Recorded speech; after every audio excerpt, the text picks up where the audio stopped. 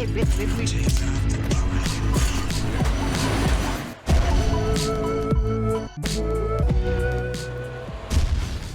and gentlemen, we are back not just with season 2 of Extra Trashy. The show has officially returned, but also a very special episode because it is officially the Christmas episode. So hopefully we can deliver this to you guys in time to be a little present under your YouTube recommendations this Christmas. But we're back with Idom getting into the Christmas spirit. Idom, what's going on? Where's your hat? Where's your outfit? Well, I'm not really the most. Well, I am a very Christmassy, but I'm not really the most. What's the word I'm looking for?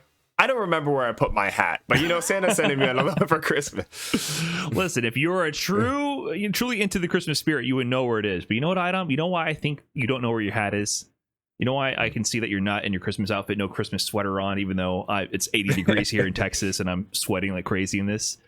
Idom, I think you might not have been very nice this year. Oh, I don't know. oh my God! According to a lot of YouTube comments, you might have been very naughty this year, young man. I don't know. So that might be the problem. You're not getting to the spirit.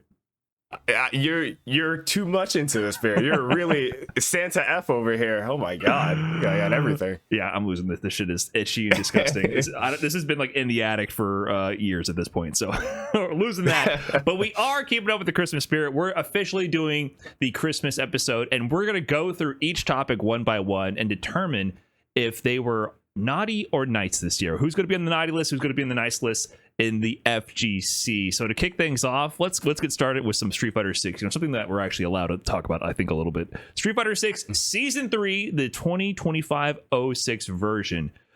Was Street Fighter 6 Season 3 this year naughty or nice? I don't know. There's many ways you could look at this. I think overall, the balance wasn't terrible.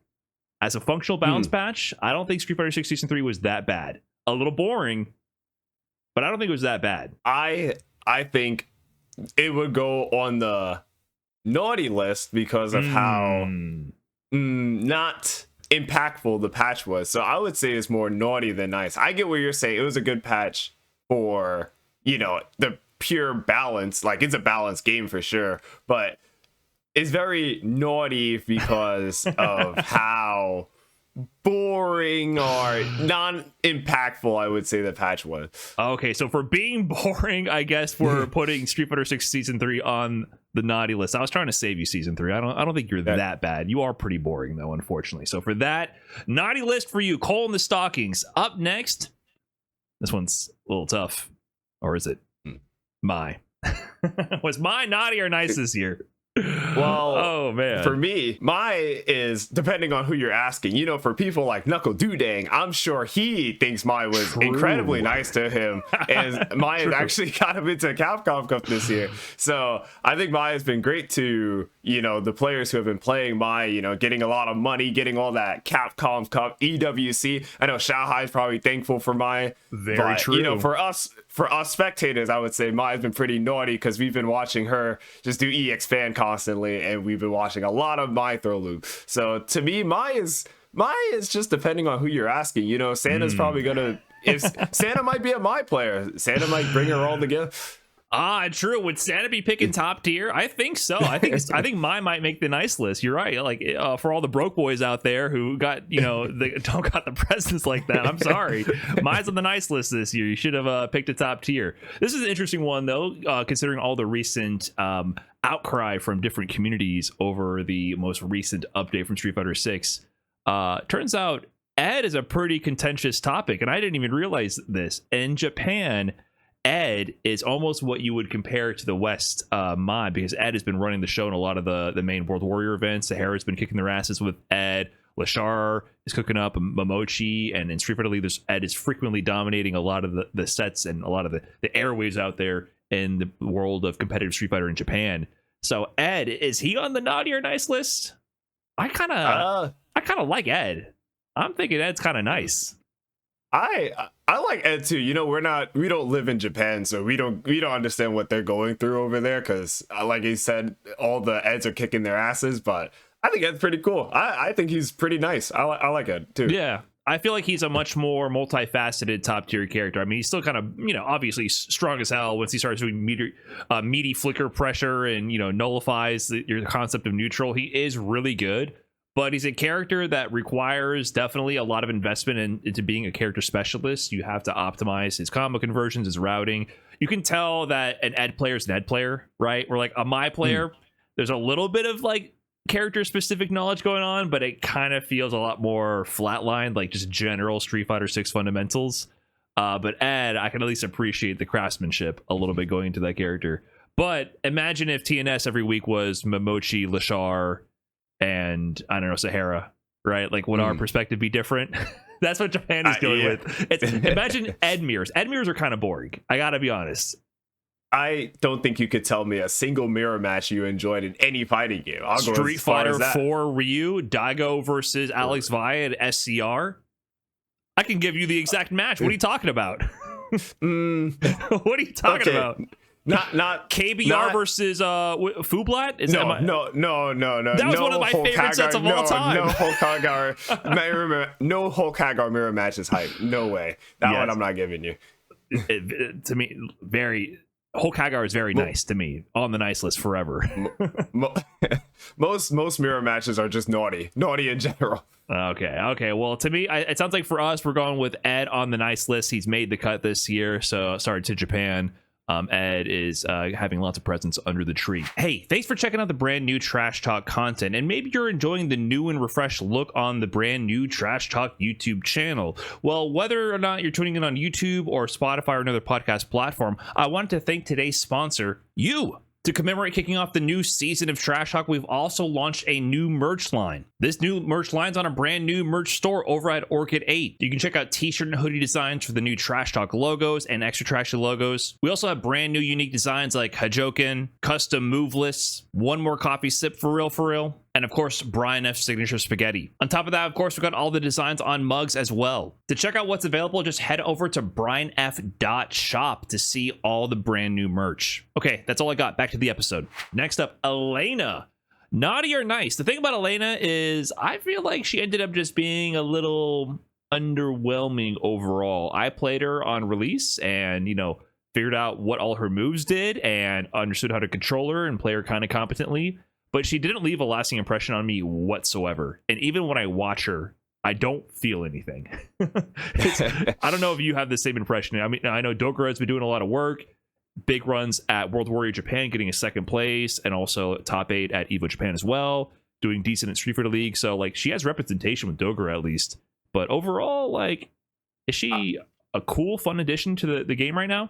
I'm not the biggest Elena fan. Like, I don't know if it's Street Fighter 4 just lingering on me, and it's like, I didn't like Street Fighter 4 Elena, I'm not gonna like 6. But kind of what you said, I remember when Elena first came out, I played her for like 2 rounds. Like, I played 2 games with her, and I was like, I don't like Elena. I don't know what this is. Like, nothing stuck. Nothing was like, oh, this character is for me. So I don't really care for Elena. I don't think it's categorized as naughty or nice, but for me, it's just like, I don't really care. I want to say it. This is not a character for me. I know there's a lot of Elena players out there who are probably like, hating me right now, but it's okay. She's for you, not for me. I just feel like she didn't end up having a super strong, unique identity, in my view, right? Even as a spectator, am I missing something? I feel like she just doesn't leave a lasting impression. She's a forgetful character, and I actually, gave her a decent amount of time to like actually understand. I tried to get her to like 1800, 1900 MR. I was like, okay, let me actually like learn a little bit of how she operates, and after all that, I still don't feel like I connected with her whatsoever, or when I watch other people play her. I get that, but I'm kind of in the same boat as you. I don't really care for her too much. But like I said, that one's for you. Is she naughty or nice? Because I don't even have an opinion. She's kind of like she's the home that I just flew over because I didn't know whether or not to put her on a naughty or nice list. Well, Adam, listen, you're actually, according to the YouTube comments, you're the FGC Grinch. So really, you would be breaking into Elena's home and stealing her presents. That's what I'm going to go with Elena. She was on the nice list, but because you thought she was too boring, you broke into her home and stole her presents. I guess that's what I did. Damn, poor Elena did nothing wrong here, just an innocent victim. Up next, this one's getting kind of contentious. Sagat in this game, naughty or nice? And I guess we'll have to consider the most recent patch. The tide is starting to change a little bit with Sagat.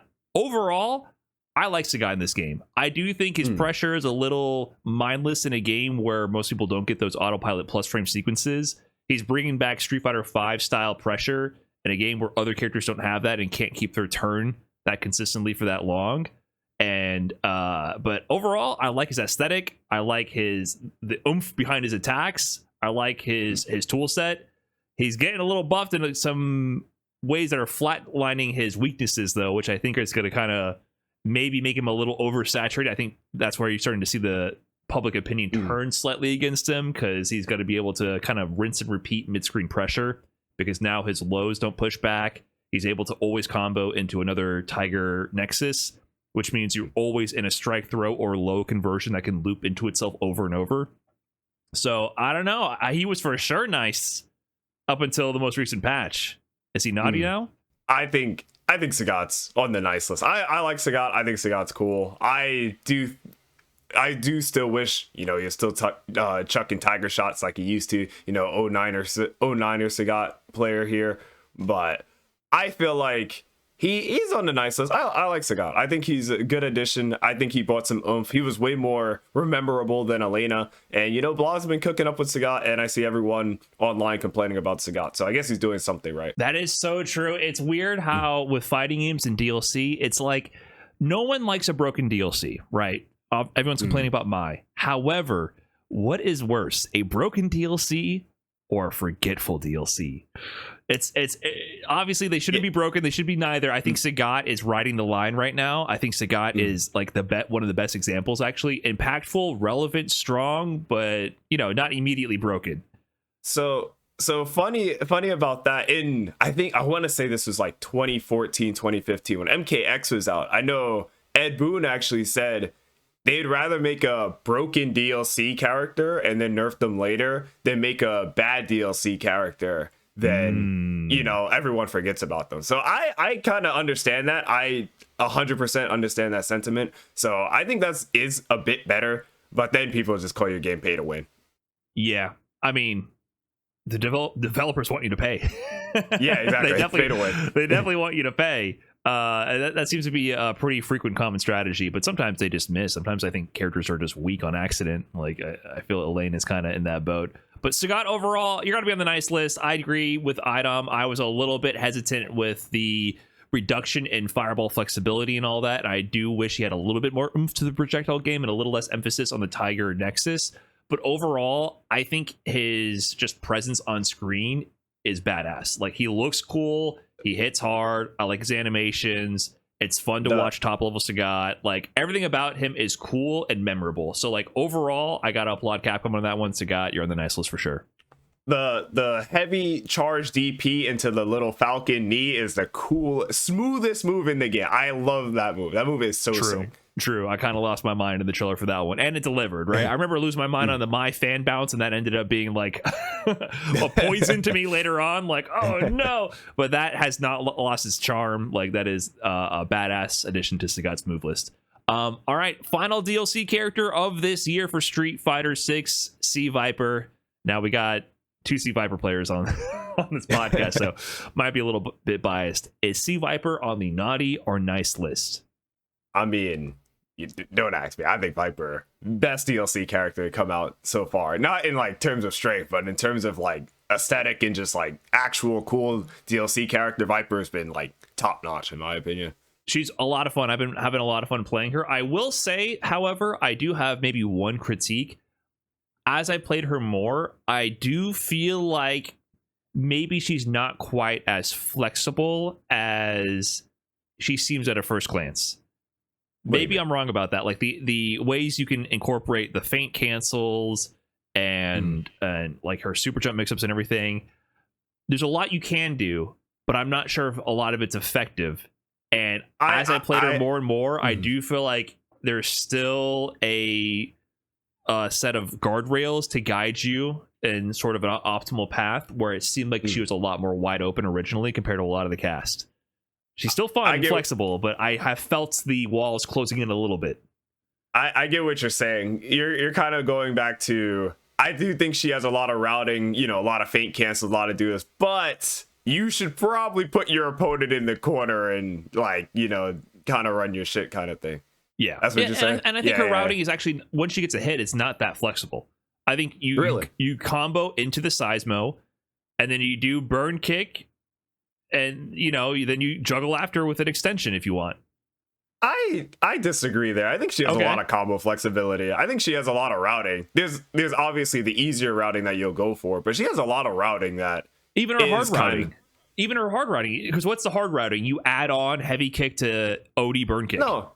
But like she has like a cool side switch combo if you get like crush heavy punch Seismo, where you do jump cancel, dash under heavy knuckle. That's kind of awkward. I do think that combo is a bit harder. So I go for like jump burn kick and then, you know, obvious side switch. I do think she has hard stuff, but I do think she also just has easy stuff that leads you to kind of similar or if not like very close damage, and it's kind of just going to lead back to the same thing. I think so. I get you there. I think her high damage combos, like I agree with that side switch combo, because you're doing focus, force, dash, cancel. You have to specifically do that, and then DP the other way. Mr. Crimson recently posted a clip where he used that side swap combo and then got like a 2-touch on Akuma after like baiting a DP or something. That is hard. So there is definitely like cool execution stuff to get more value out of her, but I feel like her cash out combos, for the most part, like there's awareness there, like with every character to optimize. But I played Terry a lot. I honestly feel like Terry's combos are harder and have more windows to optimize than Viper. Once you get over the hump of like you have to know these set of execution requirements, and then you can just flowchart through them, you're actually not having that many like challenges in like juggling height potential and executing on the fly. Like with Terry, you have to do a bunch of manually timed round wave extensions, and you have to juggle the height. You have to manually time these extensions, and then as you drive rush forward after the juggle, depending on the height that you hit, you either have a frame perfect one to get a better conversion, slightly less frame perfect where you had to sacrifice more damage, or like the worst option where you had to like really cut your damage short. And those are really hard combos. And if you mess up all three, you get nothing. Like when I played Terry, I think there was more potential to just completely drop the combo and get nothing, and a much wider range of possibilities. Then when I started to play Viper, I'm like, wait a minute. Like now that I can do heavy kick to jump cancel to OD burn kick almost every time, it's actually not like you just do the combo. I don't know. Like I've started to notice like it's not as crazy. Anyways, getting into the weeds here. Overall, she still has a lot of fun and potential. Her level 1, when you actually get to use it, is super fun too, even though I think most of the time it's bad. It gets you killed. She's obviously on the nice list. Great character to play and pick up overall, especially if you want something new out of Street Fighter 6. She has forget everything I just said. I'm getting to the weeds on it. She's super fun. Viper, you're on the nice list. Okay, how about this one? Capcom Pro Tour 2025. What do we think overall? It's not over, of course, but the CPT this year, if we look back at all the events, the World Warriors, how was the playing experience, the spectator experience, the storylines? I think for the majority of CPT, I would say it was probably nice. So we had 8 events this year, and me and Kami, well, I was at like 4 of them, but me and Kami kind of restreamed the other one. It is, for the last couple, I would say it's on the naughty list because there are a lot of ads, a lot of downtime. Some tournaments actually didn't have that great production. I remember we were watching an ad for over an hour one time. It was good to watch all the players play, and obviously players go travel around the world and all play each other. But I mean, some production stuff is kind of meh. So what events were you talking about? Because for me, I watched UFA, Evo France, and Fight Club Chengdu all after the fact. So like I just watched the VODs and I skipped all the ads. So did you watch those live? Yeah, I watched UFA live. I watched Chengdu live. Chengdu ran pretty fast, but they did skip a lot of matches. I think for for Street Fighter League EU, we watched live, but there was like an hour-long ad break or like hour and a half long ad breaks, and we were like, what is going on? So some of the CPT events were really well. Chengdu is also weird because I felt like that was just kind of at the end of the CPT, and like a lot of the storylines were just kind of fizzled down. A lot of the people who already qualified were kind of just already there, so it's like, oh yeah, this guy showed up, and then like, who really cares? This has no impact on any of the standings or seeding. To argue that point, that was there is a point system, right? So this is the first year we've had a point system since 2019. I would argue that's pretty impactful, right? Like, even in that final tournament, Punk and Dual Kevin were fighting for their qualification, even though some storylines did fizzle out, like Ending Walker drowned in pools, for example, or that's part of the drama. Kevin also kind of just had a bad tournament run, and he just qualified anyway. Right, but that's still part of the drama. Like the part I want to give props at least for the point system returning this year, because even though he drowned in pools or fizzled out, didn't get many points from this event, the following results still matter to Kevin and fans of Kevin and maybe the American FGC, right? Like, you still have some kind of connection to the results, whereas if it's an auto qualifier and you don't care about any of the players, no other storylines exist besides who wins, right? That's it. But now that we have this point system, Punk was in there, he qualified via points. We were wondering if Itabashi was going to make it in, right? Who had a really good start to the season. Same thing with Ryukichi. Was Ending Walker going to make it in? People thought that Ending Walker was going to kick all these people out of the running. Then he drowns. What's going to happen next? I feel like because of the point system returning, there was a lot more still to care about in these tournaments. Whereas compare that to Kings of the World, the final CPT event last season. No one cared. I'm sorry, like, that was very uneventful. Armper won that. That's props to him. But the grand finals, he was already qualified because it was up him against Kills You, who had already qualified via the World Warrior France. It was a lame duck grand finals just for pride, which matters, I guess, but it doesn't lead to this like rising culmination of action. Like, as soon as a certain point of the tournament happened, like, it was over. And I think this format, to give props to Capcom, it at least keeps the hype a little bit more alive. So I will say that the point system was a big plus to me this year.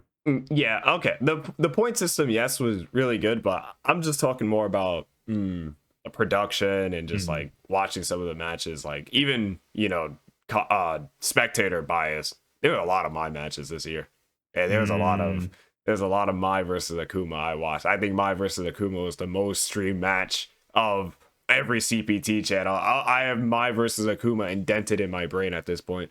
Mai versus Akuma, sure, but I mean, like, there were some big moments. I feel like Blink Respawn was a great tournament this CPT season, one of the most hyped top 8. Shout out to the DR community, right? Psycho had his big run also, like the big pop off versus Gachikun as well. The whole Fudo Momochi grand finals, I think, was amazing. So I think that was a big tournament. Looking back at like CEO, I like CEO a lot. Combo Breaker was great. You're talking, but that's kind of what I said. The first half, I think, got off to an amazing start, and then like it started like downturn. So UFA I felt like the later and Fight Club Chengdu, because you're not saying that Evo France was whack. No, Evo France was great. No, Evo France was great. I would say overall, I get what you're saying. I would say overall, just from watching the CPT events this year, the majority of them, they're making the nice list for me. I hate to give Capcom credit, like to they annoy me in so many ways, but I'm going nice list. What do you think? Nice. I would say nice, because I guess 5 out of 8 of the events are really good. Okay, yeah, I agree. I think we got to give them credit overall on this one, but that's a warning to you. Like, make sure these events are hype. Be careful. You're on thin ice here, Capcom Pro Tour. Okay, next up, just Street Fighter 6 as a whole. Let's wrap it up. The Street Fighter 6 section. Was Street Fighter 6 nice or naughty this year? Overall, I feel like this was a tumultuous year for the Street Fighter franchise and the community. There's a lot of butting heads, I feel like. There's still a very giant community growing in Japan, which was blowing up in Season 2 with the rise of community-driven events. It became a massive trend. Just to remind people who don't understand what happened in Japan, this game was very popular on release, yes, but it actually compounded in popularity in the next year because of the community-led events that got a lot of more people outside of the traditional FGC into the scene. It wasn't this on-release thing that maintained momentum. It was this growth and explosion of popularity with all these VTuber streaming arcs and the pro players collaborating with other big content creators, and then that growing into a giant trend, and that's continued momentum to this day, right?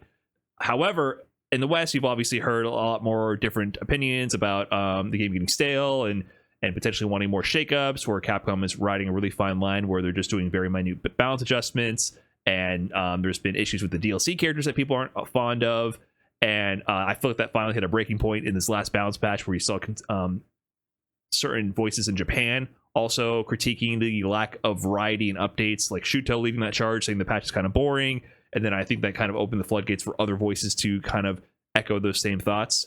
So I feel like overall, the game is still extremely popular and successful and chugging along just fine. But it feels like there's a little bit of agitation brewing, I think, in some sectors of the community. Not all, of course. I think a lot of people are still having fun with the game overall and enjoying it and still, playing and spectating. It's still by far the most popular Street Fighter of all time. But the question is, like, is it still maintaining that momentum and keeping the spirits of the community on the up and up? I think that was a big question this year. And I don't know if that's been answered this year. I don't know. Street Fighter 6 sold already like 6 million copies or something, and I think it's already like close to Street Fighter 4 or Street Fighter 5 and 4. So yeah. It's on the up and up. Is going to keep getting more popular, but I do kind of agree, and I just want to say I was right. I was right from the beginning. I kind of already foresaw this happening. I was right. I said this was going to get stale really fast because they can't change anything. But FGC Grinch here. FGC Grinch here. I was right. People don't want to say it, but I was Grinch right. Here. I knew it was going to happen. But at the same time, I do think they're just scared and they don't want to change anything because obviously this game's super popular in Japan. I don't know if you saw the EVO Japan numbers, but for EVO Japan, I think there's already like 1,800 people entered for Street Fighter 6, and the next highest game is like Strive at like 130 or something. It's literally the entire FGC, like percentage wise. It's almost a rounding error. The other games right now in Japan, it's absurd. And remember, those copies, Street Fighter 6 sold amazingly well, but the active player base, it's like 80 to 90% all Japan. In many ways, in the West, I don't think the scene is growing that much. It's grown a little bit percentage wise, but it's not that much. I think the game is more popular. I think 6 has gotten more popular than I would say a 5 or a 4. Five for sure. 4, yes. Yeah, I would agree. For sure. But I guess my point being is the exponential level of growth is only in one area. It's not exponential. It's not orders of magnitude. It's percentage, right? Yeah, okay. So that would be my clarification of that, because people often look at like the performance of Street Fighter 6 and like I think there's a huge regionality portion to this. Like if it's only popular to that degree in one section, and that is due to external factors from Capcom itself. Like they created a great product, and then a large community gravitated towards it later on, and then people were picking it up there. It doesn't mean that the game has been changing in a direction to then keep pulling new people in without an external force promoting that push, which the other communities don't have. We don't have this external force in the West and other regions pushing in that direction. So it's kind of up to the game itself to do something to pull in that audience at this moment. We have Say Jam Slam. I think Say Jam Slam got people into the game. We actually just had the I forgot what it's called. The fake Say Jam Slam that we just did for Capcom. What was that sort of new challengers? Yeah, it's the new challenger. My team beat yours, by the way. Actually forgot to say that. Wow. Okay. Best coach in the biz. All right. Okay, I know. But we still have events like that to kind of get people into the game. So I do think it is a lot of good things. Like I said, I still think Street Fighter 6 is trending in a good direction. I just think they're just kind of scared to change things. And now I think after 3 years, I think people have kind of realized, hey, this is getting kind of stale, which I hope they shake it up a bit in season 4, but who knows? I mean, I also kind of doubt it's going to have big shakeups, but we'll see. I mean, I think the fighting audience is used, especially Street Fighter players, are used to big shakeups very frequently. For the course of every Street Fighter title, there's a major update 2 years into it minimum. All of them, except for Street Fighter 1. Every single Street Fighter title, there's a massive shakeup every couple of years, right? It used to be in the forms of new arcade boards and new game versions, and then in Street Fighter 4, there's also new version releases. Street Fighter 5, it was the seasons. So Street Fighter 6 is the only Street Fighter title besides Street Fighter 1 that I would argue that was trending towards like a stabilizing point, where it's like, hey, maybe we're approaching the end vision of the game this early in its life cycle, right? That's a strange impression for people to deal with. So I would say that I think Street Fighter 6 is going to be very successful, and I do feel like next year will be like a defining moment in the life cycle of this game. Like, is there going to be a part of the community that accepts the game as it is and like loses that expectation of, oh, we're used to these shakeups, or the game is stale and maybe they just appreciate what it's in front of them and optimize what's going on? Or basically, like, are you going to continue to pursue playing a game that is reaching a solved state rapidly? It's a very different experience than playing a new game or a new patch where there's a lot of discovery and a lot of easy dopamine hits as you're figuring new things out right away. And people like shiny new objects, right? So how is that going to play out in the next year? I'm not sure. So with that said, I think Street Fighter 6 is still obviously in a great spot, but there's some questions coming up. So right now, I would say Street Fighter 6, you're on the nice list, but you have an interesting year ahead, is my impression for Street Fighter 6. I'm giving them the nice list. I don't know about you overall. I'll give them the nice list. The most popular fighting game out right now, and you can't really argue with that. Hold on, Item. Hold on, Mr. Grinch. How many game sucks do you have in your chat right now? Exclamation point, game sucks. That's not important. Actually, that's not even. Item, I said this game sucks 149 times. That's gotta be reset. We resetted it, I think, last year. No, we resetted it during the New Challengers tournament because it was a clean slate. Yeah, clean slate. Oh, you're on Capcom's payroll, you had to reset the game sucks counter. I see how it is. Okay, so that's 149 in the past month and a half or so. Got it. I think that's trending in a positive direction, Item. I think that's toning it down. I think it's less. I think I've been having way more fun playing Viper, so I think it's actually less. That's true. Viper is a very fun character. Maybe Manon was the problem all along. All right, Street Fighter 6, you're on the nice list. Moving on. Let's talk about EVO. This one's interesting because we can consider all the EVO events and, of course, all the external events surrounding EVO, like the Kidia buyout. Ooh, big one there. So EVO for 2025, we had EVO Japan, EVO Vegas, and EVO France. And this was the first time they've done 3 EVOs. And there was a lot of questions surrounding that. Like, is this going to oversaturate the EVO brand? Is it going to make EVO less impactful? Will we care as much about the events overall? And how are they going to be able to sustain that and deliver on like an EVO experience across 3 different events? So EVO Japan, I think, has been on the up and up ever since they've introduced it. I think there was a couple low points with that tournament, especially attendees. Like, they didn't have AC, they had issues running it. I don't recall any major complaints for this EVO Japan. Really? I feel like this EVO Japan wasn't as bad as the previous ones, but it still wasn't great. I've always, whenever I ask like the competitors that go to EVO Japan, they always tell me like, EVO Japan's kind of meh, monitor's laggy, it's hot in there, it's hot, very humid venue, yada yada yada. And then they always tell me, oh yeah, but Japan's nice. And I was like, yeah, but Japan is nice and is a great place to visit, but you're still going there for an event. So to me, I feel like of the 3 EVOs, EVO Japan's at the lowest, but Japan's probably the nicest of the 3 places to visit, because being, I've been to Vegas a million times, and I don't know if you've ever been to France, but I've never been to Nice, but I've been to Paris. But France is not really my, favorite place to go.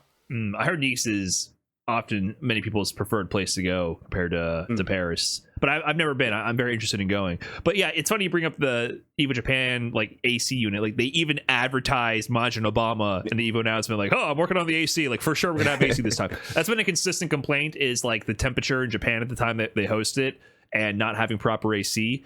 And in general, there's always different experiences, or the bureaucracy of a Japanese tournament is a whole different level, right? Like from the tournament runners to every level of organizer and volunteer and employee working at one of these events. It's very different culturally, and that translates to the experience for the actual venue, where I think in Western tournaments people are a lot more flexible and reactive for both the good and the bad.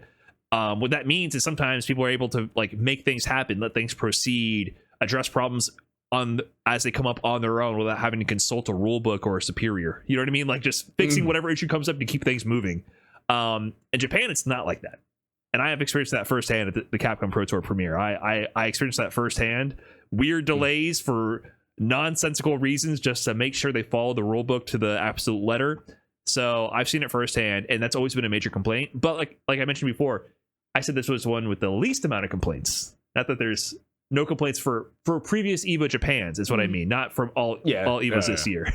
So it's trending upwards for the experience, right? It's getting better. I mean, it's definitely getting better. But true. It's to me, I've heard is probably the worst kind of not the worst Evo of the two other ones right now. Well, spectator wise though, this year I think it was pretty cool. I mean, Meta RD winning back-to-back Evo Japans, Kobe having a deep run. I think spectator wise, I enjoyed watching a decent amount of it, except I think the pools in top 48 and all that, they missed so many marquee matchups and had so much downtime. That was one of the worst streams, I think. Like for the ratio of amazing matches happening versus content on stream, it was one of the worst of all time. Now thinking back on it, like I gave up on watching anything before top 8 because they just were not showing the matches you wanted to see. It was pretty bad. So it wasn't great overall from a spectator experience. I think the top 8 was great and the storylines are great. But overall, there's still room for improvement. But I think overall they're still delivering. They should improve, but I think it's there. Meanwhile, it's only gonna keep getting better. That's what, like I said, that's what I'm kind of guessing. You can't get any worse. True. So how about Evo Vegas then? Like, what are we thinking about this year Evo Vegas? Improvement? Good event? I mean, I've never really had any complaints about Evo Vegas. I think there was only one Evo Vegas I really wasn't fond of, and I want to say it was the first year of 6, I want to say, because I just think there was too many people there. But that was kind of my only Evo I didn't like. Yeah. I still don't love the move to the convention center because you're so disconnected from where I just like the vibe of the Mandalay Bay, the arena there. I think the spectator experience is better. This was the first year, at least I think the improvement for this year's Evo Vegas was that I could actually get into the arena to watch the finals. We weren't able to do that in the past, right? Because it wasn't a separate ticket. It was just like first come, first serve with your floor pass. And that was not a good system. The fire marshal almost shut everything down in 2024 because there's too many people. There was a line going around the entire convention center for people to get into the actual arena because anyone who was there with the floor pass could get in. And of course, they only seated like 1% of the people attending the event. It didn't make any sense. So having a separate ticket, cut down on the attendance to the actual venue, you knew if you're getting in or not, and you got in, right? So I think that was an improvement. And overall, I think it's been pretty good. But I do miss the Mandalay Bay, the arena, and the just enclosure in the Mandalay casinos and everything, where everything's underground, connected to the hotels. I think there's a lot more of a communal vibe there versus everyone being disconnected throughout the weekend. So I still miss that overall. But overall, I think still good event. They have to scale up, I guess, to the convention center to host the attendees. So I can respect that. Evo is always a fighting game tournament for me, but it definitely evolved into a convention because even like I go through like Artist Alley and I like look around for all the other stuff to, see what I can buy or what I can get. But I still like it. I mean, I go to compete, but at the same time, I'm also just trying to see all the other cool shit they have there. Yeah. And there's a lot going on. Like it's definitely, I would argue, still tournament first, but barely. Yeah. The convention is a big aspect of it. Huge. And that's been growing year after year, especially since they moved to the convention center. But overall, I enjoyed this year's Evo. And of course, like seeing MenRD do the back-to-back, history being made right there. I think that was a sick experience. Little bit too much I was a little disappointed that Lashar got by Xiaohai, not gonna lie. My bias, Lego, I'm a big Lashar fanboy, but overall good tournament. It's funny you brought that up because I wasn't even talking about the Street Fighter 6 event. I was just thinking Evo in general. I was in the arena on the last day, and I think it was Shanghai versus Lashar. I think it was like a mind mirror. I was like knocked out a bit during that tournament. I was in the arena. I was dozing off. I was like, oh my god, we need to get the minds off the screen. Yeah. You just reminded me. Yeah, that was a bit of a problem, but overall good tournament, and the other games and everything were super hype. But then Evo France, first time they did it this year. Some people would argue that Evo France was their favorite tournament to watch, at least for the Street Fighter 6 side of things. The energy was crazy. As Street Fighter, shout outs to Mr. Crimson. He had an incredible run. That helped so much. That was really like the thing that brought it over the top. You know, the American players just got to play better in America, and the Japanese players got to play better in Japan. You can't let DR win in Japan, and then I guess there was no US. You know, when Punk won last year, everyone was, popping off, going crazy when Punk won Evo Vegas. So we just need we need the regions to step up. But Crimson really did that for Evo France this year. Yeah, you need a hometown hero, like that helps, and the French community showing off a bit of their like soccer culture. In general, there's a big cultural divide, I feel like, in terms of spectating, where you look at like China, DR, and even France. Like France has this football culture essentially, right? Where they're fans of their clubs. Like they actually care about their esports teams, which is crazy to me because that barely exists in the West, and it doesn't exist at all in the fighting game community in the West. There is zero attachment between fans and the orgs like that. Now, in the past, like with like CLG, you could argue, and like other league teams back then when that was popping, I think there was a little bit of that. TSM, like there was a bit of that fanboy from the team. I beg to differ. I was Team EG, Justin Wong, Cave Rad, Ricky. Okay. I was there for all the EG tournament. I was Team EG, but that was in like Street Fighter 4 time and Marvel 3. Yeah, I feel like that magic hasn't been captured in a long time. EG had a thing going for a while that people were fans of. Echo Fox did as well. I think since then, no team has been able to recreate that. I feel like FlyQuest and Shopify Rebellion are both like on the cusp of doing that, but it hasn't really solidified yet, right? Like when you think about Punk, are you thinking about FlyQuest or are you thinking about Punk? No, I think of FlyQuest. Okay. Punk. It's just different because I feel like back in the day, like during the EG time, you had 3 to 4 people you were cheering for. You know, for FlyQuest, they just picked up Sonic Fox, but if I'm watching Street Fighter for FlyQuest, I got Punk. Like I'm watching Punk. Well, they got Nitro for Guilty Gear. Yeah, but it's not to one game. Like if I'm watching Guilty Gear and I'm watching FlyQuest and I'm like, okay, Nitro's sick. I love watching Nitro. Who else is on Fly? Nobody else on FlyQuest plays Guilty Gear, and it's just kind of that's it. So that's kind of how I see it. I feel like we're in a minority of people who probably watch multiple different fighting games, but I do feel like a lot of people just pull up. Oh, I like Street Fighter. I'm only watching Street Fighter, and then you only know that one player. Sure, at least in the Street Fighter community, I'm sure that's pretty common. Yeah. I see your point, but I would say that the French community breaks that mold. Like they blow that wide open. They don't care about that. Like they're going crazy for their teams. Like Carmine Corp, right? Like Kills You was on them. Their squad. He just recently got dropped, unfortunately. And like they're like really, I don't know, rago about their squad. It's crazy. I was trying to like understand and study a little bit, and that came through with Mr. Crimson. So thank God Mr. Crimson made that top 8, right? Because it would have been nowhere near as high with the crowd going crazy. And then unfortunately Dual Kevin I think did make top 8 as well, but got bodied by Kobayan and Mr. Crimson, unfortunately. And then Crimson also had that crazy comeback against Blaz, even though Blaz ended up taking the set. Some people would argue that was the comeback of the year. I don't know. Is that can that be comeback of the year if you didn't win the set? I don't know about that. It's almost like a disqualifier. No. People, you don't remember who won the set. You just remember the comeback. That's the all moments really outlive the sets, right? Evo moment 37.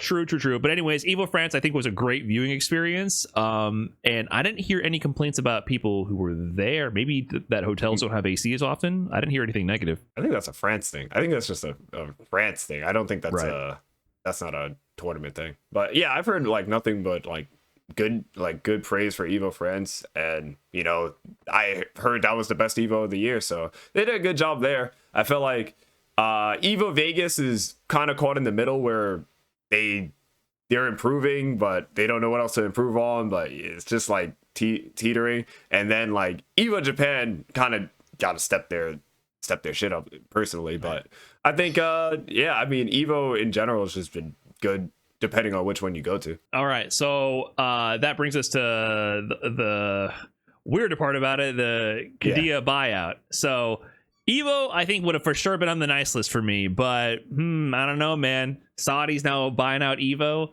and we don't know where this will lead. I have major concerns about that, about this being like a pump and dump scheme. Like at one point, maybe that's not the right term for it, because they're not expecting to make a return on investment, right? It's just like to grow their influence, and then one day when Saudi Arabia turns off the money valve because they no longer need Evo to promote their entertainment industry and tourism, like where does that leave Evo? So that is a very disappointing turn of events. We kind of saw it coming with the sponsorships and, you know, Evo awards sponsored by Kadia and all that, and but then a full buyout where they're the majority owner. Hey, that makes me not feel very good about the future of Evo. I don't know. I have very negative feelings about that.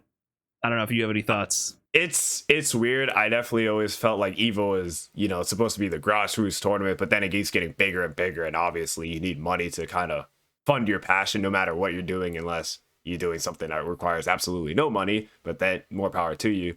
But yeah, I think it's good because I don't want events like Evo or Combo Breaker or, you know, any other events like that to go away.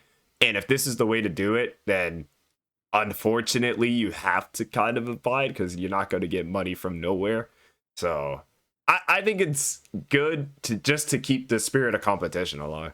Well, they don't have to do it. They don't have to grow. You want to grow, you want to get bigger. If they don't grow, then the events are just going to go away. We've lost so many events. Final rounds gone. What else is gone? Absolute Battle. That's because of the scale of it. I do agree with that. That's a scale problem, right? Like the cost of renting a ballroom has just skyrocketed. Like it's just an economics issue, right? Like those events, mid-sized events, could not afford to stay alive. It doesn't make sense. The cost of everything has skyrocketed. Therefore, you needed to reach a critical mass of size to be able to actually have the audience to attend, offset, and the sponsorships to offset that cost, right? So you had no. That's a common problem with like everything in the world right now. Everything ends up being with monopolies, and you have to be so large to even get into the competition in whatever economic sphere you're trying to do your business in. And so the larger events were the only ones that could survive the way prices and the state of the economy has changed over the years, especially, you know, COVID accelerating that. However, you don't have to grow forever, right? Like, are you saying that Evo absolutely needed to add another event and absolutely needed to take the Saudi, like, it's not required, I would argue. I think it's better to have all these.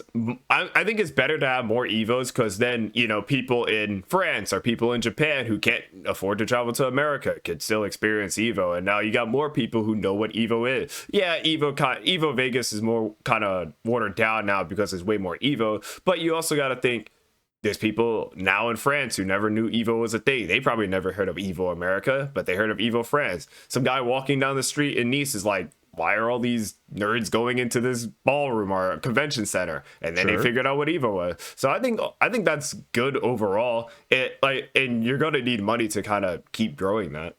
Sure. I mean, I would not argue that having more accessibility is not a good thing when it comes to events, of course. But like I mentioned before, man, it's fake money.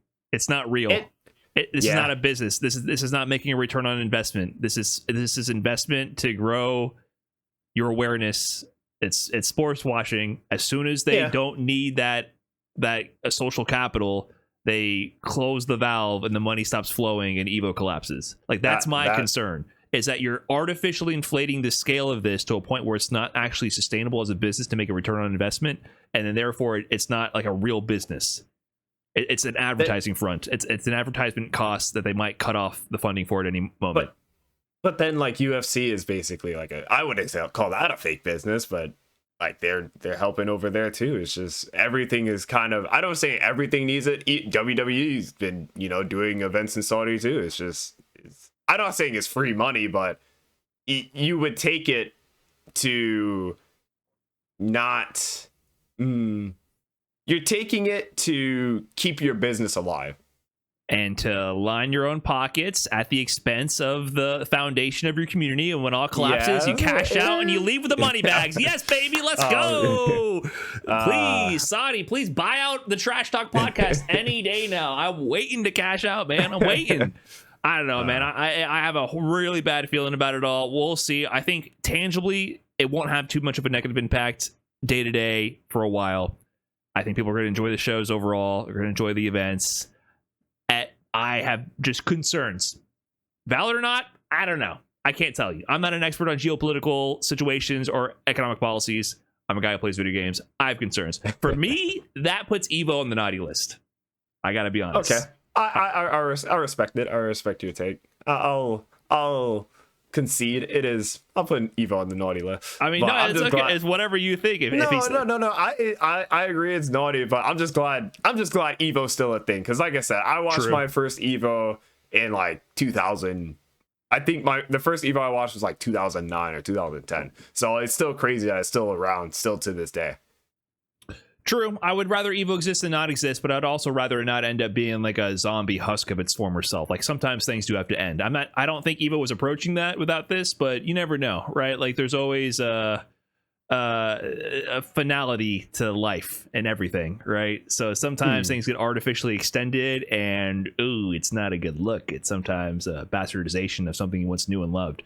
Not saying Evo has gotten that far, but you never know. It's an interesting time.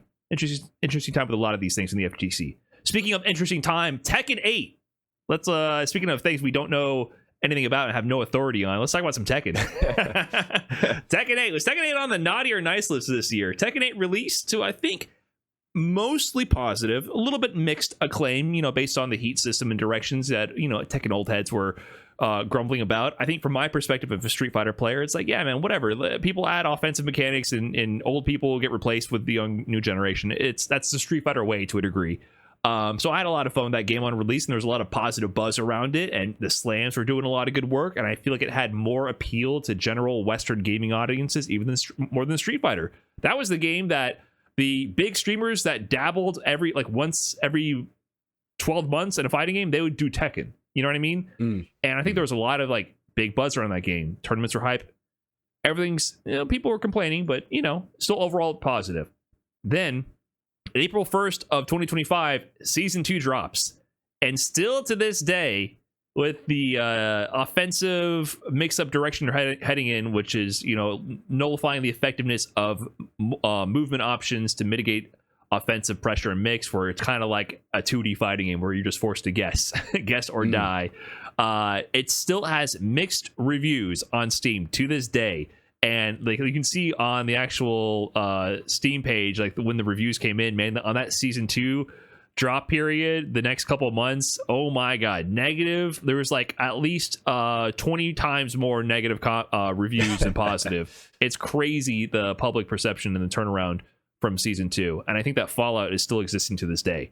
So I'm not sure how Tekken's in a weird spot, it feels like, even though I think there's still been a lot of positive development since then. I am saying this as a complete casual.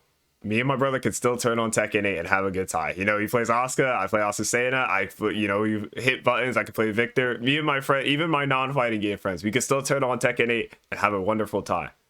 That being said, I do think the better you get at the game, the more you probably get annoyed with it. But I think that's most fighting games. I'm not saying that's a Tekken 8 problem. I think that's most fighting games.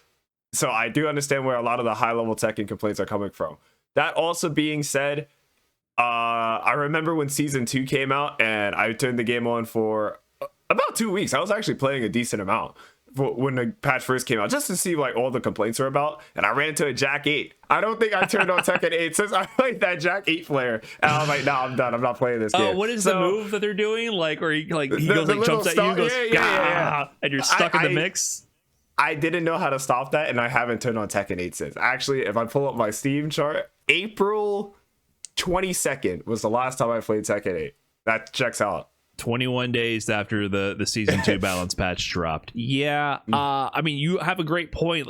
All competitive games, especially fighting games, but all competitive games, people get more annoyed as they get better at the game. That's just how it goes. As you peel back the discovery phase, enter the solve state, what is left? Like you're scraping the bottom of the barrel for any kind of dopamine hit at that point. It's all just bullshit unless you win, right? That's super common. That's a big observation and critique from casual gaming fans about competitive gamers, and it's true. Like, this is how it is, right? It's a deeper sort of connection at that point, and it doesn't always look pretty. The competition is not all ha ha he he. It's a little ugly a lot of the time. And so for casuals, I think a lot of casuals still enjoy the game, but there is such a massive negative stench around the community that reaches out and it permeates, right? It's very obvious to see, for me now personally, like how damaging the content creation wheel and just the content mill, putting out reactions and tweets and all that, like from top players, like it can be very damaging to the reputation of the game, maybe more so than the actual product itself. So it's very hard for people to like fine tune that, like criticism that doesn't completely destroy the product, you know, like Tekken 8 Season 2 really makes me think about that phenomena a lot. Like, yeah, there's probably a lot of issues with this. Do you want to, you know, throw the baby out with the bathwater and tear the whole thing down, or do you want things to work into a different direction?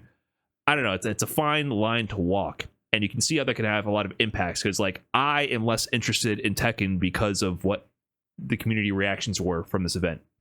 And you could obviously place the primary blame on the developers in putting out a patch like that, for sure. But I think it's just more nuanced. So it's a really weird time for Tekken 8. I will say, like, people are still having great tournaments, though. Arslan Ash is still kicking ass. Like, I think there's still a lot of cool stuff happening, though. I think for me, if I see, I don't know how you are, but if I see, you know, a negative stigma or, you know, something that I like and people are complaining about it, I always want to go, you know, see what's wrong with it. Like I said, with Tekken 8, I saw everyone complaining about Season 2. I was like, oh, what's so bad about Season 2? Why is everyone complaining? Even I love Borderlands. Borderlands movie came out and everyone was saying it's terrible. That's one of the worst movies I've ever seen, but I had to go see it for myself. So to me, I feel like you can see all the complaining online, but, you know, give it a shot. If it's free, if it takes nothing from you, give it a shot. See why everyone's complaining. You know, see why people hate it. Okay, well, that said, we have to make judgment here on something we are not experts on. Tekken 8, naughty or nice? What are we giving it for this year? Put it on naughty just because that Jack 8 player made me quit. There you go. Tekken 8 on the naughty list. You should have thought twice about buffing that sequence to Jack 8. Think about it next time. I don't know. I think Tekken 8 can have a redemption arc. It's gonna be interesting with you know, Harada, you know, leaving the Tekken project behind. Tekken Street Fighter 6 is in a really great spot. Still has a interesting year ahead. I think Tekken 8 is in a much more challenging position. Very important year for Tekken 8 and the franchise going forward. So hopefully they can turn it around. I really like watching Tekken casually. It's definitely like one of my top 3 fighting games to watch in the modern era, and I love the evolving storylines with the different communities. So I hope for a Tekken resurgence in terms of just like positive reception, because the negative community, like of like the casual to mid-level players, like there's so many people just complaining all the time, and man, it's annoying just on the outside looking in. Like, I'm more annoyed about the people complaining at this point. But obviously I'm not playing the game heavy like that, so you know, that's just a casual's perspective. Another interesting one, Marvel Tokon. We had 2 betas, and I think after the first beta there's a lot of positive reception around the game, some questions. That public opinion has turned in the second beta. My impression with the game was, I love the game from first look, just complete aesthetics. I think it's beautiful. I love the character designs, the stages, the menus. It feels like there's a lot of love poured into the game, and I had a lot of fun with the first beta. But you know, there's no training mode, so it's like kind of hard for me to fully get my hands to wrap around the systems and understand how to do everything properly and really get a good feel for it. Beta 2 I didn't play because the Avatar beta was out, and I chose the Avatar beta, basically limited time. It had a training mode. I was like, I'm gonna play the one with the training mode. Like, that's literally where my mind was. But after that beta 2, there was a lot of negativity surrounding the game and a lot of questions surrounding what this game wants to be. You know, the first 4v4 fighting game, but it has a canned tag system where if you're in hit stun or block stun, it does an auto tag, auto assist, like a universal assist, and you get your unique assist out. There's a lot of slowdown with the wall breaks and a lot of different situations where there's freezing when you tag. There's a lot of breaks in the action, and there's long super animations, so combos can take a long time, but it's actually a lot of downtime for both players, the offensive player and the defending player. So a lot of feedback from that last beta. So going into 2026, it's going to be interesting for Marvel Tokon to answer and see how it's going to shape up as its final product. So is this on the naughty or nice list? What are we thinking? What's going on here? I played a lot of Marvel Tokon. Yes, there was no training mode in the most previous beta, but you could just go fight a CPU. That's what I was kind of doing. And I will say they did a really good job with Spider-Man. I like Spider-Man a lot. Ghost Rider was really cool. I think there were kind of two, unique takes on how to play the character. That being said, I saw a lot of the complaints on Twitter, and I don't think they were all kind of right. I don't think they were all kind of put in the correct manner, but that also with the assist system needs work. That's what I was saying. I do kind of agree there. The assist system does need work. I do wish there was multiple assists. I do not like that when you do a combo, your assist all just kind of turns into the same assist. I think that's really boring, but I think people are complaining about a whole lot of nothing, and I think some of the stuff people are complaining about are just tag fighting stuff. The combos are long, don't get me wrong. 2SKO got long combos, Dragon Ball got long combos, Marvel got long combos. You kind of got what you're signing up for. I feel like I don't really like that complaint at all. Yeah, I can definitely see a lot of those complaints. It's being like, you might not be the target audience for this. Yeah. And I do think there's been a lot of tag fighters coming out, so there might be a bit of tag fighter fatigue. People are maybe searching for a different take. I do definitely vibe with the tag system needing work, not just the fact that you get the canned universal assist when you're doing the combos, but even getting that assist to come out is very strange because it feels like you can't do the assist when you're actually making contact or like during the startup of a special move. There's like weird restrictions on when the assist can actually come out. So like I'm doing combos into a special move, I want an assist to extend the block stun. It doesn't come out. I feel like I'm fighting it. There's rules behind it, but it feels very bad at first.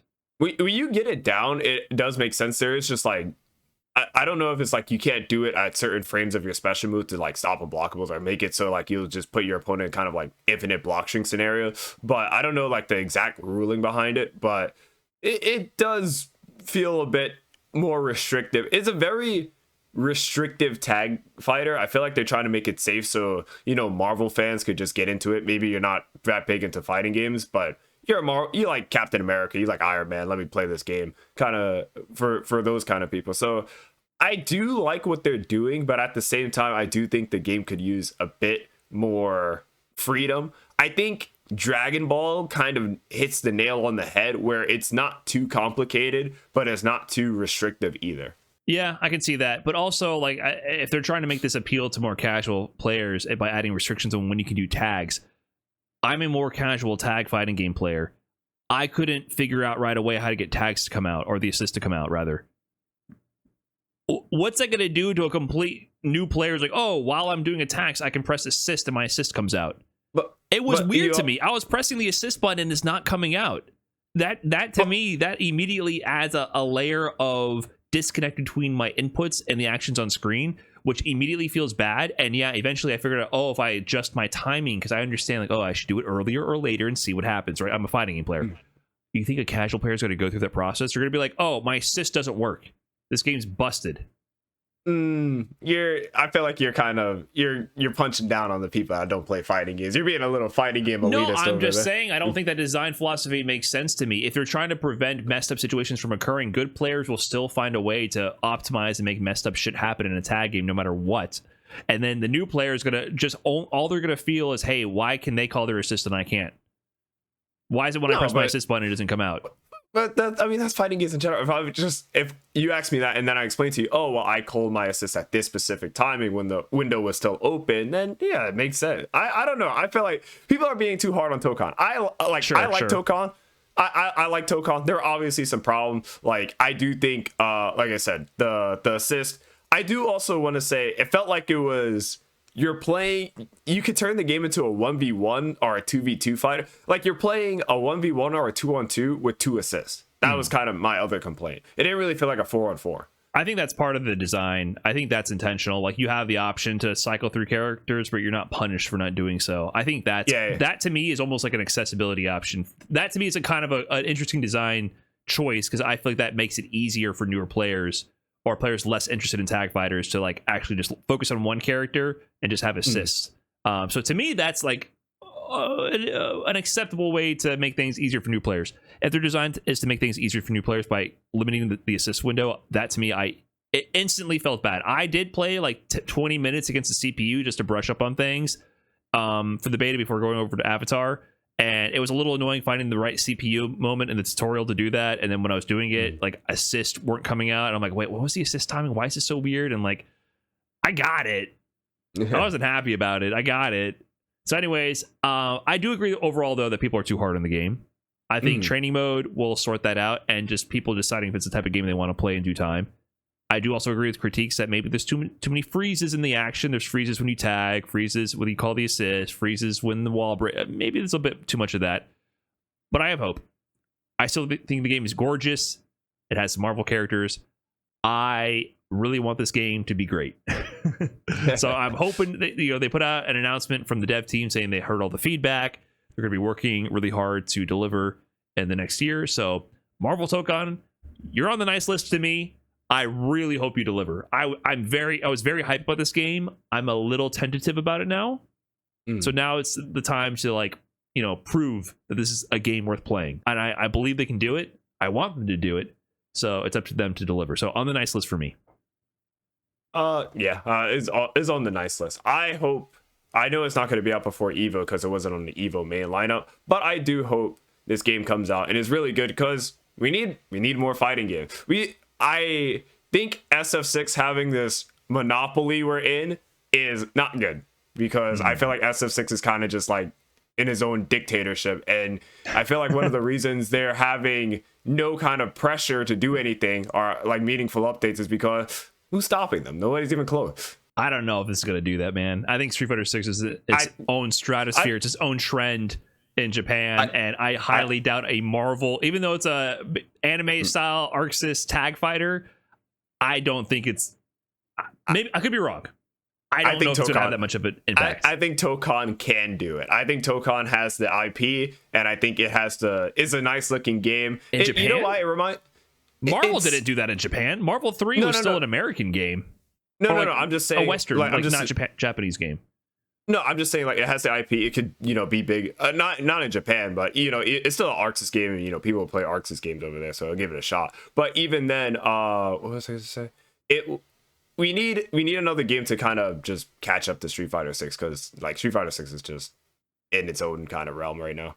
We'll see if Tokon can do it. But another game came out or had an interesting beta this year.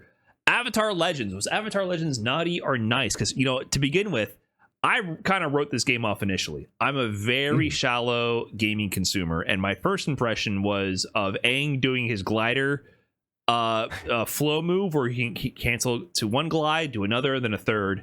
And I was like, man, these animations look a little, I don't know, the glider looks a little funky.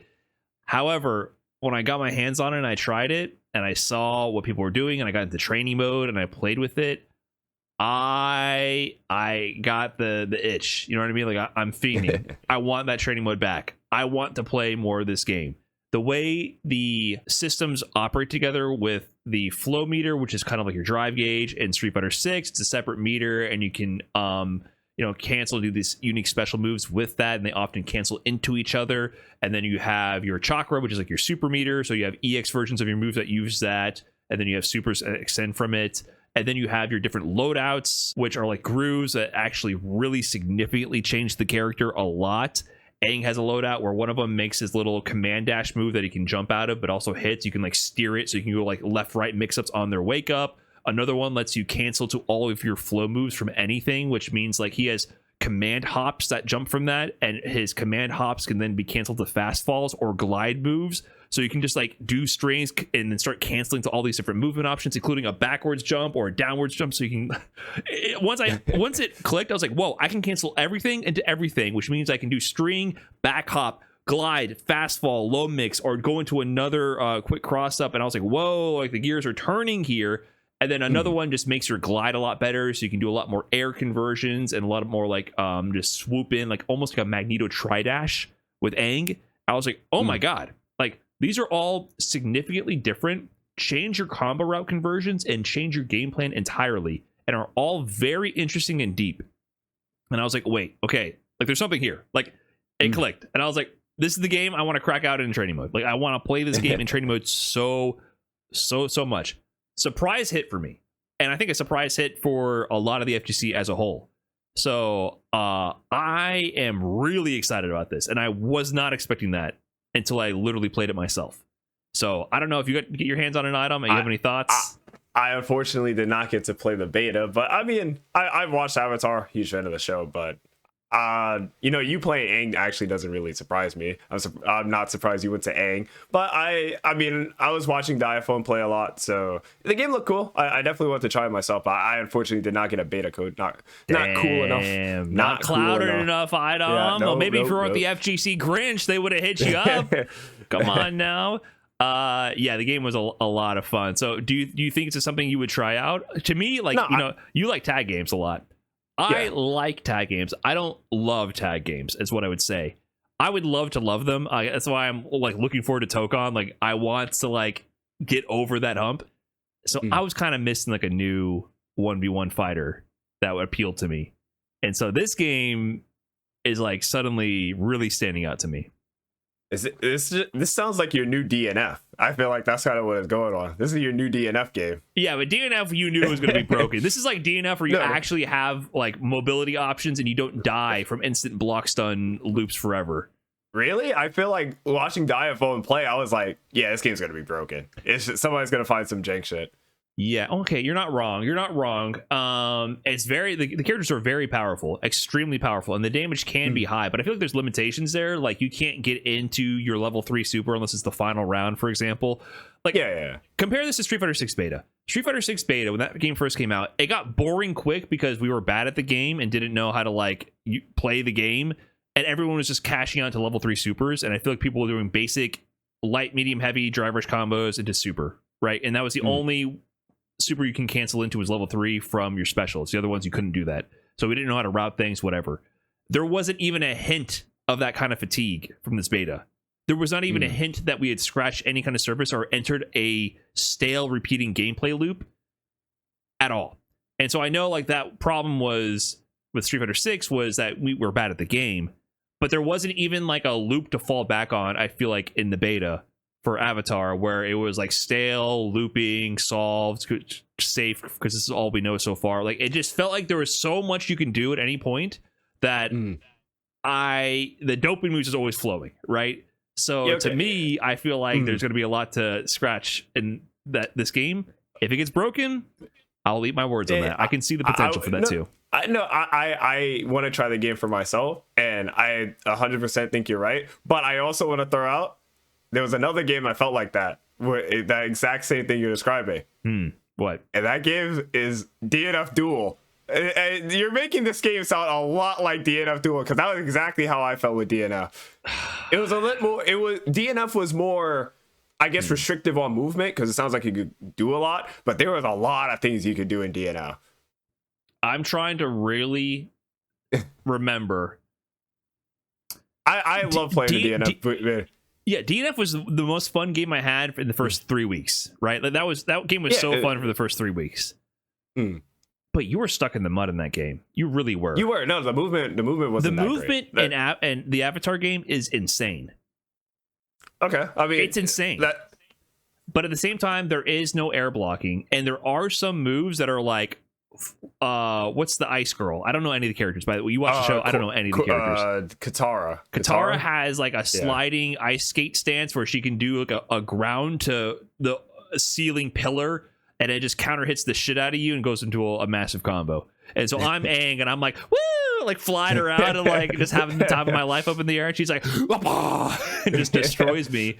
So like sometimes there's like those crazy over the top full screen moves that can be degenerate, and there's no air blocking as like a countermeasure to the crazy movement options. So you're not wrong. Every fighting game has the potential to be broken, bullshit, and boring, right? That's just that's the bees of fighting games. Just because it's broken and bullshit doesn't mean it's boring. That's not true. That's not all three of them. DNF Duel got a little boring to play. Swiftmaster. Yeah, but just because Striker doing dive kick. The top three in that game were just insane. That's kind of why. Yeah, but Grappler was never boring. Grappler's my boy. That's one of my favorite fighting game characters of all time. I never played Grappler. You missed out. I was a Ranger enjoyer. Oh, yeah. Broken, bullshit, and boring. Yo, what the hell, man? Gross. Anyways, I think this game has a lot of potential. I'm looking forward to it. Avatar Legends is definitely on the nice list for me. For me, I guess it's on the nice list. I'm just piggybacking off where you said. I want to try the game. It better be. I really want to try that game. Well, hopefully there'll be another beta soon. I know there's something in the works. I'm not sure the actual dates, but I'm looking forward to that. Up next, interesting one here. City of the Wolves, fighting game of the year.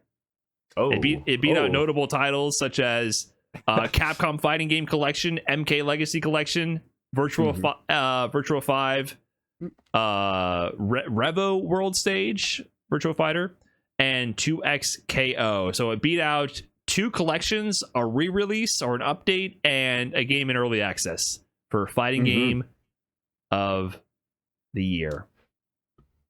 We are in a fighting game golden age right now with that list, all heavy hitters right there, baby. But I mean, City was the best fighting game to come out. To me, that one wasn't. That was such a weird kind of award to win because you basically win against yourself. I feel like. Yeah, there was that award category does not work for the fighting game genre because there's just not that many fighting games that come out. It just doesn't work, right? 2XKO is early access, so I think 2XKO should be disqualified. I don't think you should do that. You're going to end up with another multiversus situation, multiversus one fighting game of the year, and then it's pulled from the online stores for forever. Like it's just down. You can never play it ever again. Like crazy. Great fighting game of the year. 2XKO could end up with a situation like that. I don't think it will, but like I think it makes sense that for it to not win just on the early access part, and then just re-releases and re-release update bundle for Virtua Fighter. So at the same time, the fighting game of the year, it hasn't had a particularly amazing release or year, to be quite honest. I think City is good. You know, they're still doing updates. I think there's a big update coming in January for season 2 for City of the Wolves. I'm curious what they're going to actually do there. Are they going to actually nerf, Hakudamaru and Otaru and all of them? But I'm excited for season 2. Like I said, they're kind of showing off a lot of. I mean, they were talking about big changes coming. So the game still has a lot of people playing. Maybe not over here, but in like other regions, I'm sure people are still having fun playing City of the Wolves. Yeah, people play the game, but what's your thing? Before I go, my thing is, how was the best fighting game that came out this year, Net Impact, not nominated? People forget about Net Impact even coming out. Yeah, I did. No, I legit did.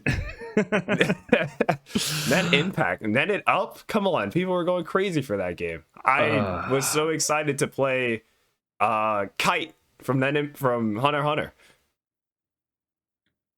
Like, okay, I forgot about Net Impact releasing, but at least Net Impact did not spend potentially millions and millions of dollars on marketing, on adding Ronaldo to the game, on adding Salvatore Ganassi to the game, getting KSI and Speed to promote your game, doing promotions with all kinds of influencers who do not give a shit or a damn about fighting games, doing promotions at sporting events, any kind of marketing string you could pull, including doing a 1.5 million grand finals first place prize for your pro tour for that game. Net Impact did not do any of that. So to me, with the ratio of the player count and sales, Net Impact is far more successful, I would argue.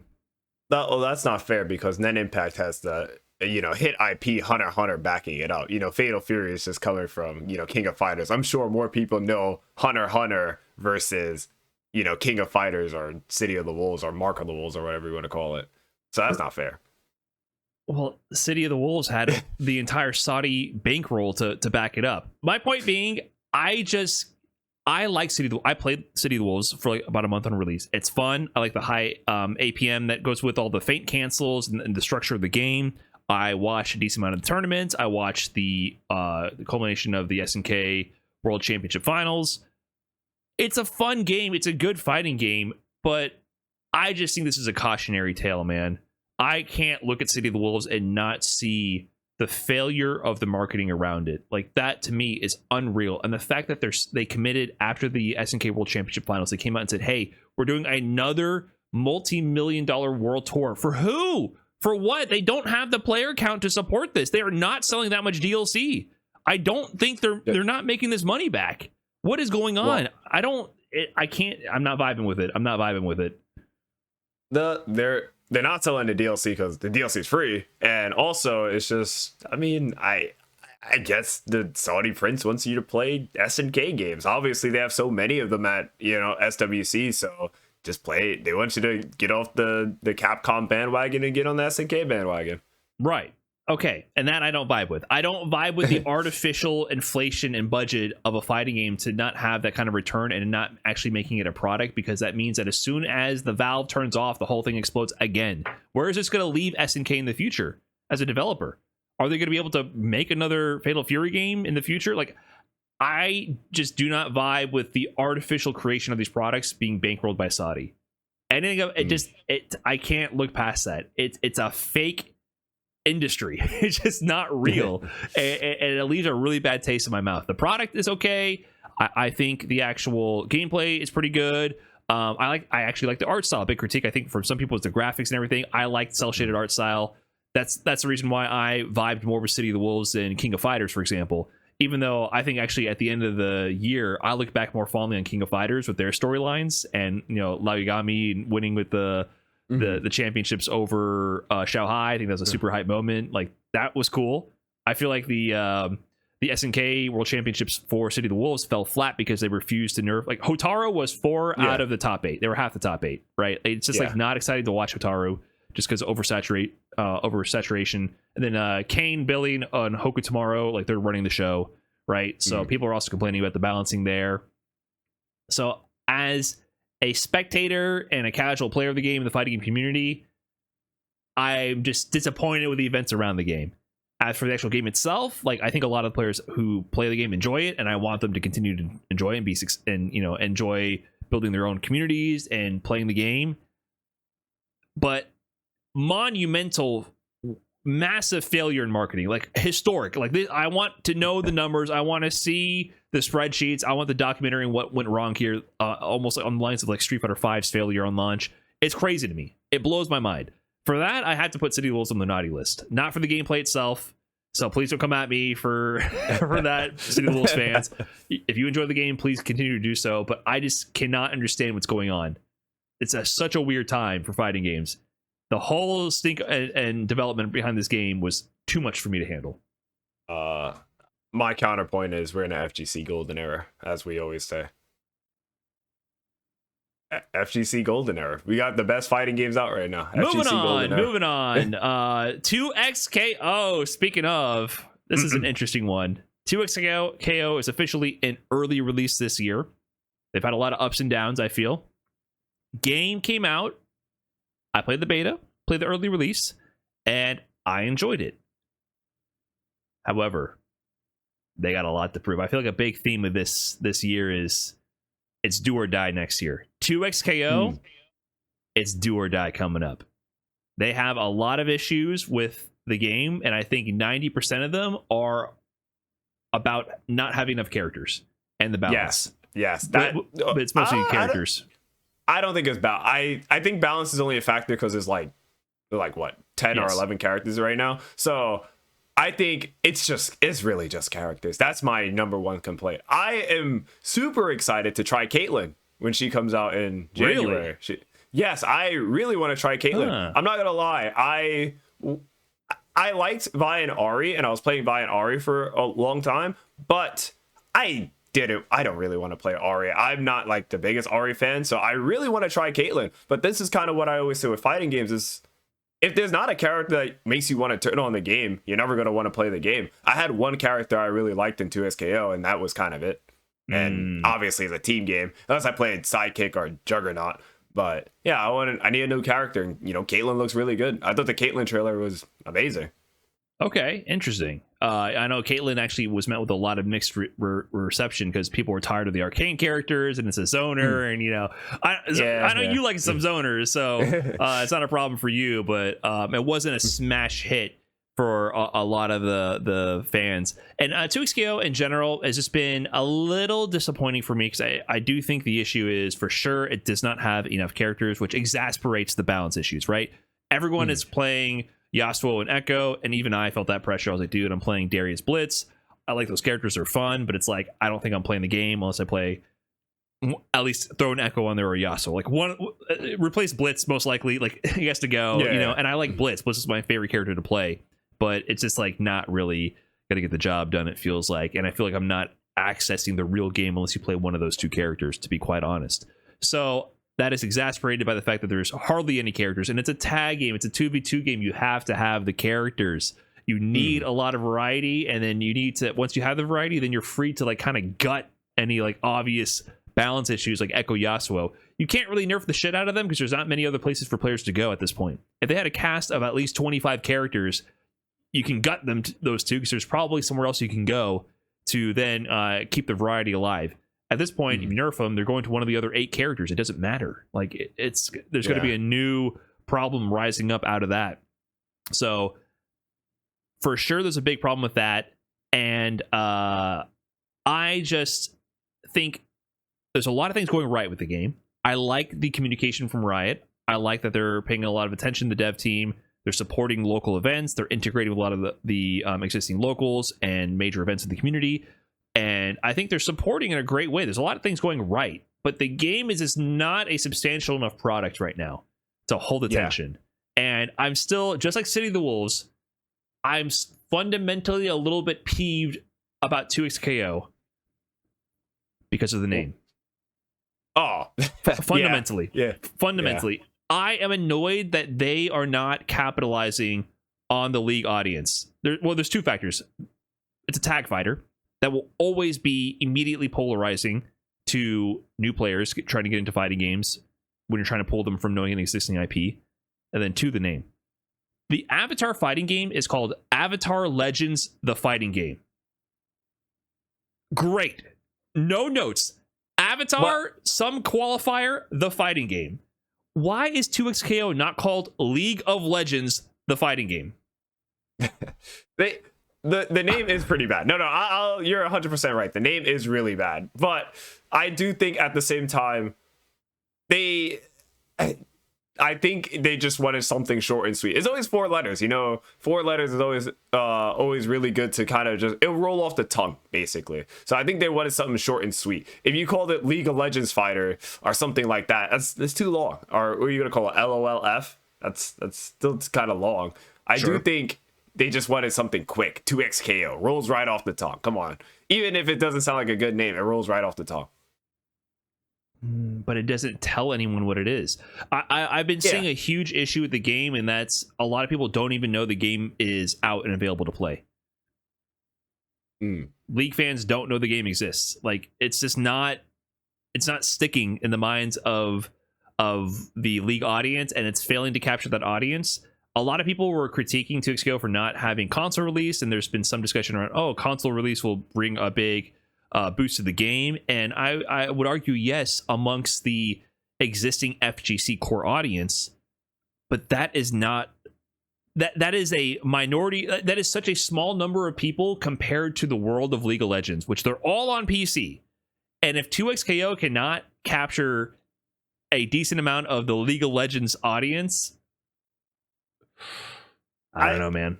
That's big failure. I don't know if they're doing this because I don't play League, but like the way I always thought they were going to do this would be like, okay, I'm booting up League, I'm playing League, I'm in a match, my jungler Yasuo for some reason is bad and he keeps dying, and then it's like on the side of your screen, hey, tired of your trash teammate losing games for you, go play 2XKO where it's 1-on-1. That's what I was kind of expecting to happen, but I don't know if they're implementing that because, like I said, I don't really play League like that. So that's how I thought like the advertisement would go off. Even if it's just like when it comes to console, it'll be like, oh, I'm on PlayStation Store or Xbox Live or whatever it is, and I click on Xbox button, and it's like, hey, play 2XKO, it's free. I don't know if they're advertising like that, but to me, that would be the main selling point for getting people onto SKO. I do think console release matters a lot. I think you're kind of putting it down a bit, but I do think console release would probably save it. You think so? I think that matters a lot for core FGC people, for sure. I do think that. I just doubt. I am unsure of the impact it'll have. I'm a little unsure.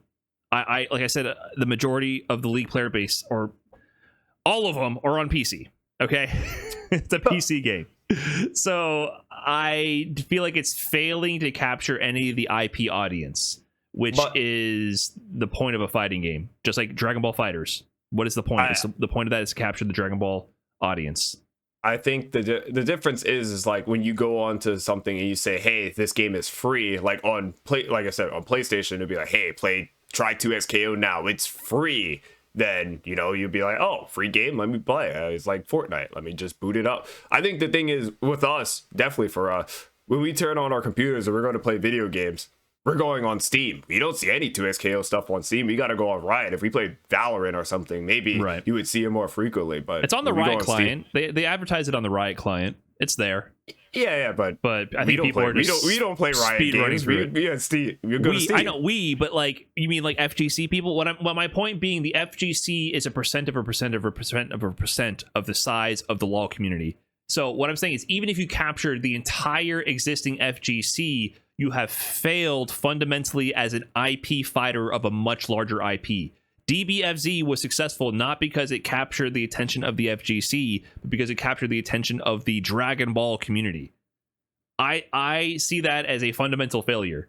Now, I still think the game could have an existing a great lifespan and, you know, enjoyable moments for everybody, but I am disappointed so far in its ability to convert or grasp the attention, minds, and imagination of a much larger community around the IP that it is pulling all of its characters from. That's my issue with the game right now. And I think a huge part of that is, one, it being a tag fighter, two, the name. It's like, what the hell? Why'd you call it it's League of Legends fighting game? You workshop from there, figure something out. But like, there's nothing in the name that says it's related to Arcane, League of Legends, any of the other universes in that world. So I hope it's successful. I want it to succeed for sure. And I've been enjoying watching the game. I want them to quickly ramp up the cast. I want to see console release do well. I want it to succeed. So any criticism I have towards 2XKO is because I think it's an interesting game and I want it to be the best it can be. I have some reservations about it though. And I have not been convinced otherwise. Playing it, I enjoyed a lot more than I thought I would. It's a lot of fun. I think Duos is a great success. I hope they keep pushing Duos. I think Duos is one of the most fun aspects of a fighting game I've enjoyed in years. And that could be something that they use to bring more people into the scene, but they have a lot to prove, I think. Do you think that 2XKO has a harder path to, fix their game than a Tokon, per se? Yes. Really? Absolutely. I think 2XKO has an easier path because I think all they really need is more characters, which is obviously going to take a while. But I think more characters is their number one issue. And maybe, like I said, console release, I think is going to do them wonder. I just think, when I think it's the January 16th when the console comes out, the console release comes out. So I think by the 16th, more people will try the game. I think it's going to be kind of scary because if they can't get up to like 20 to 30 characters by, I guess, 2027 or 28, then it might be kind of scary and people might drop the game by then. But to me, it's just character roster in my opinion. That's the only problem. I think that's a huge problem. It's been a long time, man. Yeah. They only have 10 characters. I don't think they're going to be able to put out that many characters. And on top of that, once again, I'm going to repeat myself. The name Marvel Tokon is not going to mean anything to a Western audience, but it has Marvel in the name and you see fucking Spider-Man on there. Okay. And it's going to be on a Sony console. That alone can potentially move millions of units. Okay, just like the Dragon Ball Fighters, Deep Dragon Ball Fighters, Goku on there, it's going to sell units. 2XKO is not doing that. Like that is an IP fighter. I have a much different standard for an IP based fighter. Like when you're pulling from a larger IP like that, you need to be appealing to the large audience related to that IP. And I think there's a fundamental issue. And 2XKO it's called early access, but it's already released, man. It's out. The IP audience is on PC. League of Legends players are on PC. That's where they are. So I think there can breathe more life on the console release for sure. But I'm not convinced. I think Marvel Tokon, even if they lose the FGC audience, they're still gonna they can still sell like hotcakes. I maybe they'll change the name with the console release. I don't know, because I don't know. For me, I don't feel like the name is that serious. I guess because, like I said, I know League of Legends. I knew about 2SKO coming out, but to me, I think the main non-selling point is just the roster size. Yeah. But even going to like other games, I guess changing to SKO, I don't know. It's a hard game because of the tag fighter, but I do think people could get into it. I think it's one of the more simplistic, not simple. What's the way to put this? It's an easy game to get into, but it's hard to get good at. Yeah, I can agree with that. Yeah, for sure. And like I said, I think duos is amazing. I think that's a great feature. Hopefully that can help people get more into it. It's a lot of fun. It definitely helps ease the psychological pressure of dealing with a 1v1 fighting game and being kind of on this lonely journey. You can just like bullshit with someone and have some fun. I hope they add like a 2v2 queue also. I think that makes it more fun when you know you're fighting another team. And something about that just I think feels more engaging when you know it's like you and your friend versus someone else and their friend. So I think 2XKO, if I have to wrap this up, they're on the nice list for me. As much of a hard time as I'm giving them, they're on the nice list for me. I really hope they can deliver, because I don't know Riot's history of supporting games that are not blockbuster hits. This is a free-to-play game that I'm a little concerned might get pulled off the shelves if they don't turn this around. If console release doesn't kick things into high gear. My thing is, I think 2XKO has a good shot. I expect Riot to kind of, keep supporting them.